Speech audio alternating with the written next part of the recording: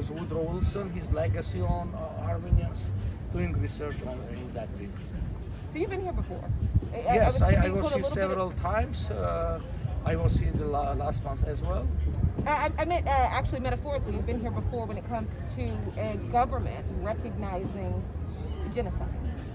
Yes. You've been here before, and so this is a big day. Can you talk to me a little bit about the power in what just happened with President Biden? First of all, I'd like to thank Mr. Biden for recognition and reconfirmation of the genocide. United States was one of the first government in 1951 to speak about Armenian genocide, but we were waiting a long time to have this very important term for us pronounced by President. This will have a positive impact in U.S.-Armenian relationship because recognition of genocide is a prevention of genocides. And in our region, we can see in Armenia around the situation is very tense. There was a war some months ago, and we hope that these relations with the United States and the recognition will prevent more the escalation of the situation. We'll have a lasting peace in our surroundings. I want to ask you a question politically because I think over the years presidents have said, you know, essentially they don't want to upset the Turkish government, right? Yes. Do you think that this takes the power out of that, just that there's so much weight held over this when it comes to it politically, saying one word? Do you think that this strips the power out of that in the future?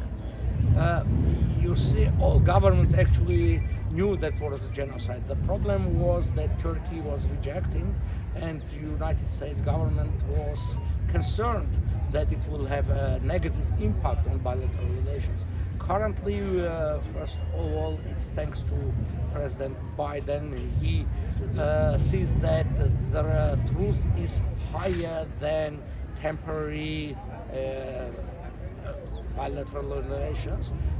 It will support not only the Armenian people, it will prevent genocide all over the world because, you know, the Holocaust, Hitler himself, Adolf Hitler, he said that if the Armenian genocide was recognized, the Holocaust would not happen.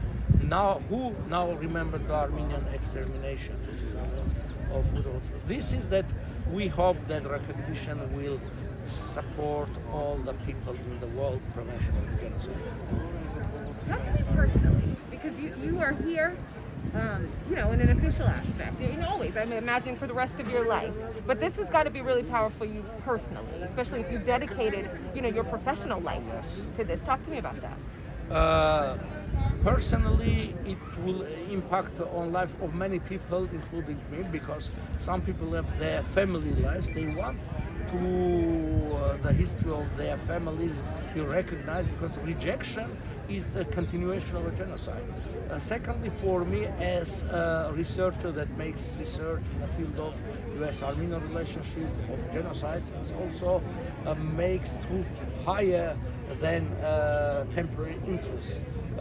We hope that this will help in all the world to support the researchers as well and to emphasize mainly not only recognition but also the issue of reparation and retribution, which is important as well. One last question before I let you go. You know, I've seen before, you know, people who are Armenian saying this is important because it's important to recognize my humanity, my history.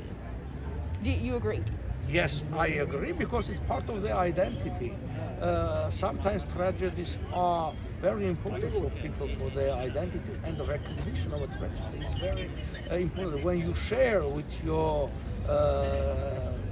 tragedy, it makes you easier why people mourn their deaths, because in sharing this, when you are rejected, not recognized, it makes people to feel very harmful themselves in their sides, and this will ease the feeling of people and will show to the world that really United States are the main supporters of human rights and democracy in the world.